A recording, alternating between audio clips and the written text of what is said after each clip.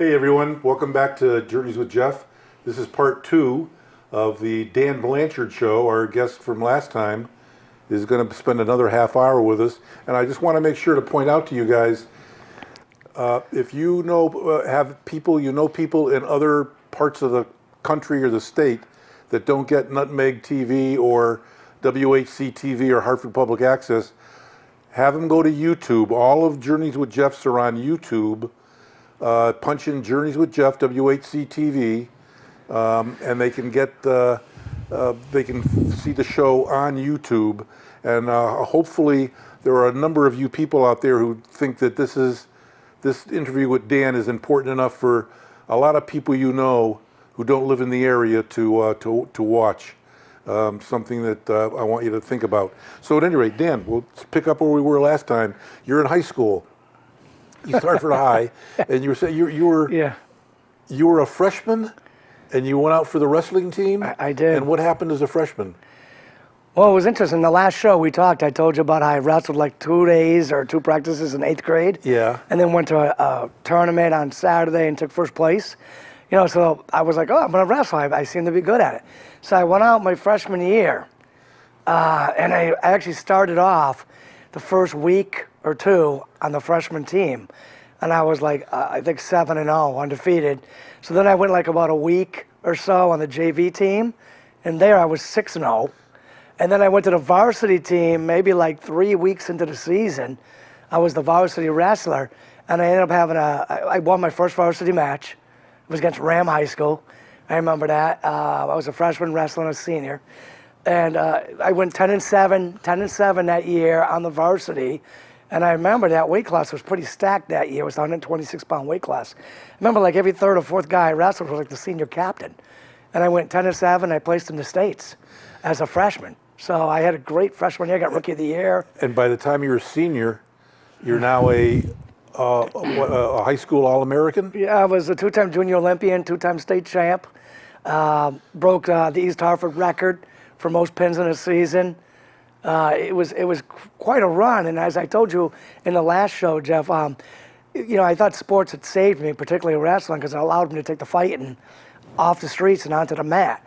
And and fighting, whether it's on the streets or on the mat, is never easy. But there was just something in me that just made me a fighter. So there I was on the wrestling mat, and many times I was outclassed, out-experienced, older, because I was 14 years old wrestling 18-year-olds. And I can remember clearly, come to think of it, I was wrestling Killenly. My freshman year, I was wrestling their captain, which was the returning state finalist. But I didn't know who he was, and I went out there and I pinned him in the first period. And when I came back, everybody was looking at me like I did something wrong. I was like, what? What did I do? What did I do? And they're all like, do you have any idea who you just wrestled? And I go, I don't know, it kind of seemed like a nobody, I guess. And they're like, that's last year's state finalist, returning state finalist. You just pinned him first period as a freshman. So, I had some amazing moments in my freshman year that carried Jeff all the way through. And you also played football. I did. I played football. What position did you play? I played a lot of different positions in the youth league, and by the time I got into high school, my freshman year, I loved playing defensive monster back.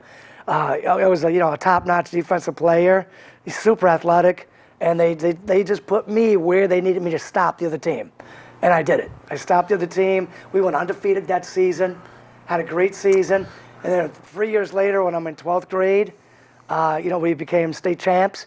They moved me to defensive end, which is a unique position because I was way too small to play defensive end. I played on a massive line, and I was the little teeny guy, but I was also a 2-time junior Olympian wrestler. So when they came my way, they didn't get anywhere. Okay, so, wow, gosh. So now you're in where'd you go to college? Well, I went to, it's funny, it was a long journey, Jeff. I finished 14 years of college, and I had 7 degrees. So I went to 7 different colleges and got a degree in 7. Where'd you go as an undergrad? As an undergrad, I wasn't that smart. I didn't do that well in high school. I was a C student. So I ended up, when I got back from the Army, I ended up at Manchester Community College. And it's where I started. And to this day, I'm like, thank God I started there. Thank God people have that option of going to the community school. So I went to the Manchester Community College and made the dean's list all the way through, all A's and B's. And now I have my confidence that what I used to do athletically, I can now do academically in the classroom, because I never could before. I could only do it physically, but I could never do it, mentally in the classroom. So I ended up getting my degree and associates from Manchester Community College, and then went to UConn, got a bachelor's at UConn. After UConn, I went to UHart and got a master's in special education at UHart. Then ended up at Quinnipiac for another master's plus 30, or another master's equivalent.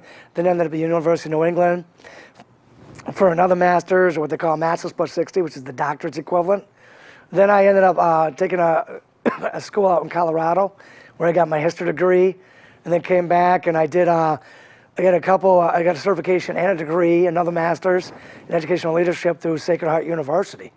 And all this time you're into teaching now. Now you're Yes, into teaching. all this except for, let's say, my undergrad. Or even I was actually teaching when I was going for my master's.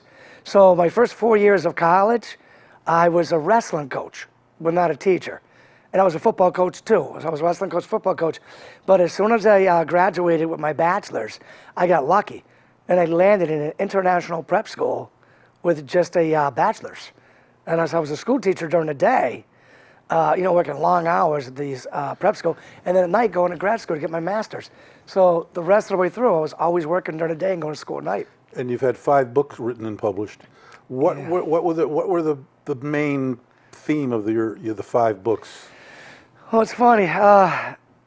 It's kind of funny. My books are basically about a lot of different things, but I originally started in the vein of a troubled teenager who lived in a difficult neighborhood, went to a difficult school, and lived in a difficult home with an abusive alcoholic father, and a kid that plays sports, so starting to sound familiar, not doing that well in school, getting into a little bit of trouble, but he has hope that somehow he's going to make something of himself. And his granddaddy comes in, who's a former World War II fighter pilot. While I'm writing this book, I'm a history teacher at the time.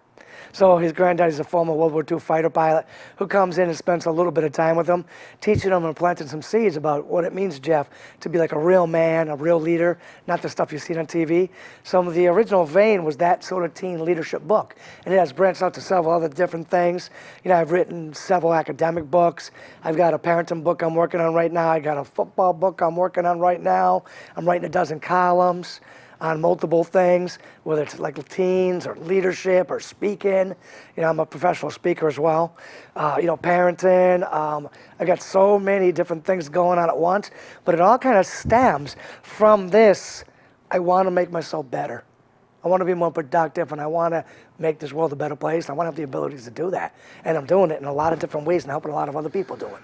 What would you say to somebody, and there are probably some viewers who might have that notion that somebody say, aha, see, I was right. Here's an example of a person who had some horrible things happen to him, and he wound up going to college and playing sports and having a family, so you see I'm right. Environment counts for very little. It doesn't count for anything. Here's a guy who had the horrible experiences, and he's able to get by. What do you say to a person who says, these people who are born in poverty, who are born into adversity, they've got no excuse. They should be able to just do what Dan Blanchard did and get over it already and be a success. What do you say to somebody who says that? I got to tell you, it's interesting you brought that up, Jeff, because that reminds me of a story. I think it was probably during my college years. If not, it was right after my college years, and it was the boys I grew up with, the boys I went to school with. And we were out one night in Hartford, Connecticut, drinking a few beers, talking about the old days, and the conversation got onto that. Exactly what you're talking about. And one group of my friends was saying this, it's the environment. Another group of my friends saying, no, it isn't. I'm saying we're going back and forth. And then this group said, look, and I was standing right there. And they're like, No, you're wrong. Look at Dan Blanchard. And they're like, Dan pulled himself up by these bootstraps, and other people can do it too, you know. And I remember, like, you know, I should have been grateful that they were saying that, because they were like on my side and, you know, putting me up on a pedestal. But I remember turning and looking at them. I said, guys, it's not that simple. It's not that simple at all. You know, first of all, it's always a little nature and nurture. There's always a combination. You can't really discount either one of them. I said, but to completely discount the environment is just so wrong. You just can't. I mean, people are a product of their environment. You know what I'm saying? And people are going to be who they are. And, you know, because of what they grew up with, their life experiences they had. And yes, some of us get lucky. You know, I got lucky. Some of us have people that come in and out of our lives, whether they're, you know, like idols on TV, or mentors, or teachers, or coaches, or you know, your buddy's father, you know, whoever it is. Some of us have people that come in and out of our lives that maybe give us a fighting chance. But the bottom line is, you just can't. It's not that simple. Of just pull yourself up by your bootstraps. I think what you're saying, and I think I agree 100%. Well, fortunately or unfortunately, I guess, is human behavior cannot be reduced to some simple equation. Human behavior is very complex. Super complex. And very complicated. And like you say, there's the nature, there's the nurture, there's the genes, there's the different things in the environment. Yeah. So I know that when as I was telling you before, and I think you probably have the same thought, when I am driving through the world in my car, and I see somebody going through a dumpster, or with a shopping cart full of cartons, or sleeping in an alley or whatever, there are people whose first thought is, well, that person is in that situation because of their own laziness and their own irresponsibility, and I'm going to judge a person. I judge that person based on the behavior that I see, without taking into consideration that's the tip of the iceberg. Behavior is the tip of the iceberg, as you've written in a lot of your books. And the underlying causes are not visible to the naked eye, let's say. Very true, Jeff. But there are people whose first thought is, that person's lazy and irresponsible. They didn't pull themselves up by their bootstraps. My tax money goes to give them food stamps, and the hell with them. There are other people who go and see that same person, and the first thing that goes through their mind is, therefore but the grace of God go I. What goes through your mind? You know, it's funny.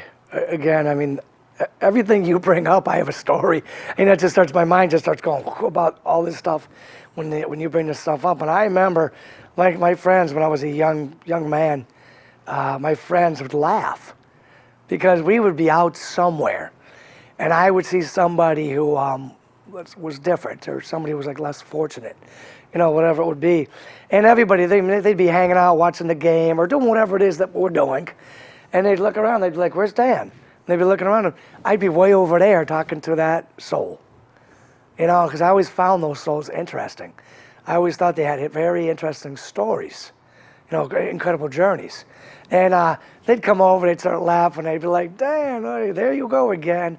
You know, you're over there talking to that guy, you know, that woman, or whoever that may be. You know, did you give him some money or something, or whatever, you know what I'm saying? And they would laugh at me, and they would think it was maybe, I don't know if it was like naive or too nice or whatever they were thinking. But for me, like, you know, I always found those people interesting to talk to. You know, there was always something in me that intrigued me with them. And there was times when people would say things, and you know, that weren't considered to be in the know or in the right group or whatever. And they would say things, and I would listen to them and shake my head. And then I'd walk away, and maybe my friends, sometimes my own family, Jeff, would say, why did you just listen to that person? Why didn't you put them in their place and tell them how it really is? And I'm like, why? Why would I do that? I was saying what they had to say had some value. And they'd say, no, they were saying dumb things or whatever, things that weren't true, or, you know. And I'd say, well, you don't know that. And I know that. I said, you don't know that. Then they would say something, and I would say, walk a mile in their shoes and sit and see what you do. That's the bullseye right there. Walk a mile in their shoes. And see what you'll do. While some of those people you were describing, were being tended to be a little bit more judgmental. You were over there being compassionate. Yes, no doubt, Jeff. And I think that's a wonderful And I attitude. think that's probably how I ended up as a special education teacher. It's some reason it's just always been in me. Maybe because of what I went through. I don't know. Well, I'm sure, yeah, probably so. Like, you know, I know in Buddhism, from what I've read, they talk about turning poison into medicine. So you've taken, you know, you've taken some of your own slings and arrows of outrageous fortune that have befallen you, and rather than being defeated by it, you use it as a way to connect to other kids because you know what they've been through. I know you know how difficult it is for them. I got a funny story on that, Jeff, real quick that just popped into my mind. Back not too long ago, I had this young black student athlete, and I remember he colored his fingernails black. He had black fingernails. So I remember one day I said, "Hey, I'm just curious, you know, what's up with the black fingernails?" You know, and he goes, "I'm an angry young black man." And I was like, "Good," you know, which kind of a surprise. He wasn't expecting me to say that. And I was like, "Good." And he was like looked at me like, "What do you mean good?" I said, "You can use that. You know what I'm saying? You can funnel that. You know, I get it. I get that you're angry. I know you've been through a lot, man. You know, and being angry is fine." I said, "Now that's your energy. Funnel that, and that's energy." Yeah, that's great. To go out and do something. Oh, beautiful. I love it. Yeah, Wow. absolutely. And I try to preach that to the kids because a lot of the kids that I work with are angry kids. My brother was extremely angry. You know, every now and then I feel mad at the world. I get it.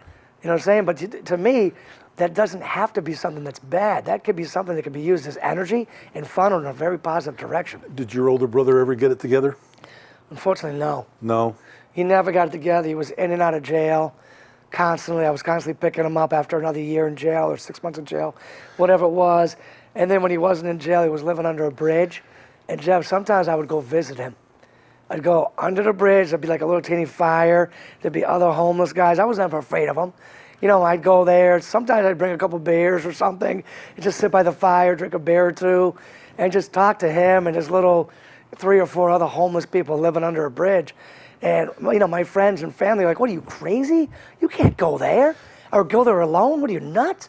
I was never afraid to go there alone and hang out and just talk to him for about a half hour. And given the adversity of what your brother went through and probably what the other people he's with, you would say that your brother, sadly, is probably the rule and you are the exception in terms of numbers-wise. People who have, but there are a lot of people, unfortunately, again, going back to this judgmental thing, there are people who they would look at you and say, he's the rule. Dan Blanchard is the rule. But you're the exception to the rule. Not in my way. I've been teaching over 20 years. Yeah. And I'd say the majority of my students are like my brother. Yeah. You know, angry, dysfunctional. Yeah. You know what I'm saying? Very important point. Yeah. Before we, you know, again, we're running out of time. I want to just make sure to point out a couple of things. This is one of your books, Dan, The Storm. Yeah. How young men become good men. By Dan Blanchard. There are people who probably are viewing this, and this is one of your 5 books that you've written. They might want to know how they can get a hold of a book, or if they have something they want to ask you more information or get in touch with you. Yeah. What can the viewers out there do? Well, yeah, that's easy, Jeff. If the viewers want to, you know, get a hold of me, get some more information from me, you know, trade emails with me, it's easy. I have a website, danblanchard.net or granddaddysecrets.com. They can even Google. You just Google Dan Blanchard authored, Google Granddaddy Secrets. I'm all over the place. You can, you know, get on my website. I'm all over social media. You know, the Facebook, you name it, Twitter, I'm on all of them. So you can find me very easily. On my website, there's a contact. You get my email address right there. Just email me. Love to talk to you. I love it when people email me. Well, I would urge the viewers, because I think all of us have somebody, we know somebody in our life, a relative or a friend or somebody who's encountering some difficulties, and it might be helped by knowing about your experience, reading your books. Let me just ask you a few little probing questions here. Have you come to the realization now that, let's go back to your dad. Have you come to the realization that he couldn't have done otherwise, given his own causes and condition? Yes.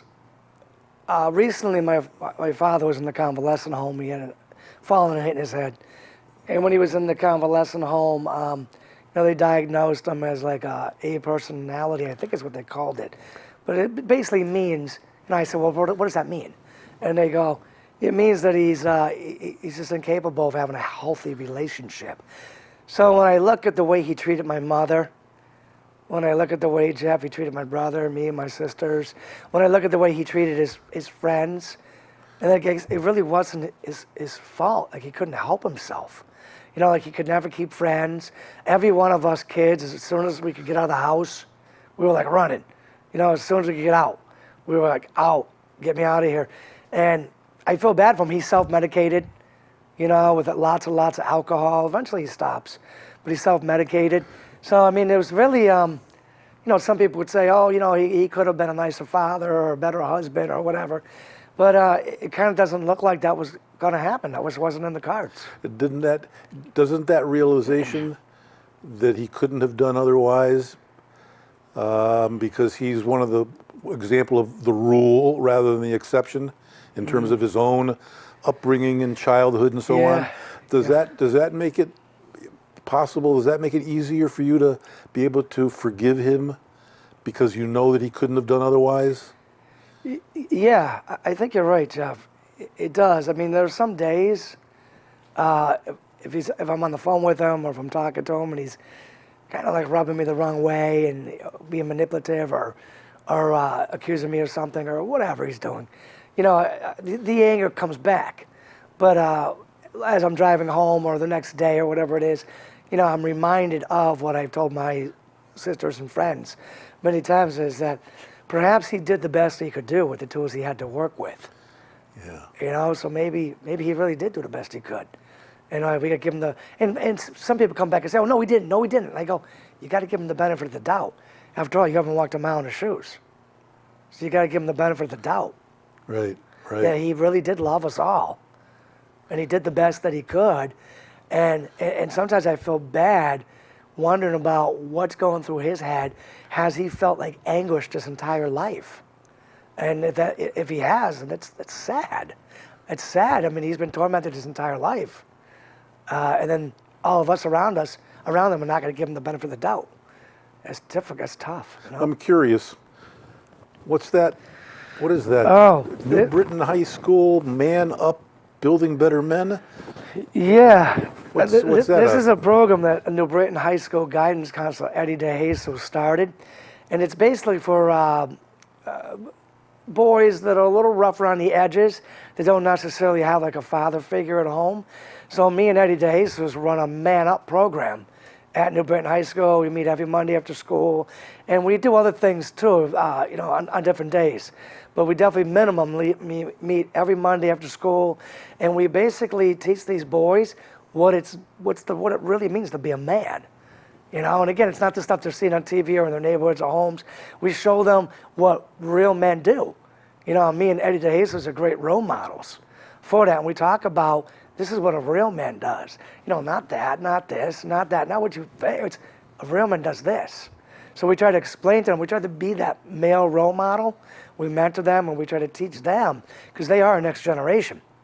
And we don't want them going out and doing those kind of things, what I'm saying, that are just bad for society, bad for children, bad for women. You know what I'm saying? Sounds like a wonderful program, Dan. It's a great program. Where did you meet your wife? Life gave you a wonderful gift, didn't yes, it? It did. Having a partner like that. Yes, I met my wife at a red light. I know, it's crazy, isn't it? It's the craziest story, but I remember I was at a red light, I was playing at the radio, my buddy Robbie was in the past. He was like, Dan, there's two cute girls next to us. My wife said the same thing happened there. She was driving the car, playing the radio, and her girlfriend was like, hey, there's two cute guys next to us. So my buddy Robbie rolled down the window. Their window went down. It was like, hey, how are you? And next thing I know, we're married. And that's how many years ago? We've been married 20 years this June. Well, wow. 20 years this June, 5 kids. And It's been a heck of a good ride. And how do you like being a dad and a husband? And I tell you, my wife laughs about it because she knows that what was in me before was going to be like Rambo fighting with sticks out in the Philippines somewhere for money for like the monastery or something like that, right? And so she laughs saying that I wrangled you out of that life that I know you wanted to live. I wrangled you out of that life and I gave you everything that you didn't know you wanted. And now, I'm married. I got 5 wonderful kids. And I look at my wife and I'm like, how did you know to give me these things that I didn't know I wanted, that I absolutely want now so badly? very good. We're almost out of time. Let me ask you another question, though. What is the most important lesson? I know it's pretty. I'm sure that you've learned a lot of lessons. Yeah. But if you had to put what's the most important lesson that life has taught Dan Blanchard, or what is the most important thing that Dan Blanchard has learned about life? There's so many. I would say, don't judge others as less than. Don't judge yourself as less than, and never give up. Never give up. And if you've been treated unfairly, which so many of us have, it's okay. You can use that anger, that maybe disgust with life and that unfairness. You can use that as energy to be channeled and funneled into making yourself the kind of person it's going to make this world a better world. Very good. It's a wonderful way to end. Dan, thank you very much for your time and for sharing a very personal account of a very, very amazing journey. And I would like to tell the viewers, thank you again for listening and for being a wonderful audience. If you want to call up Nutmeg TV if you want to see more of Dan Blanchard. I could have him back on for another show if those of you want to see more of him. I know that he'd be glad to join us again. And meanwhile, you take care, and thanks again for viewing, and we'll see you next time. Good night.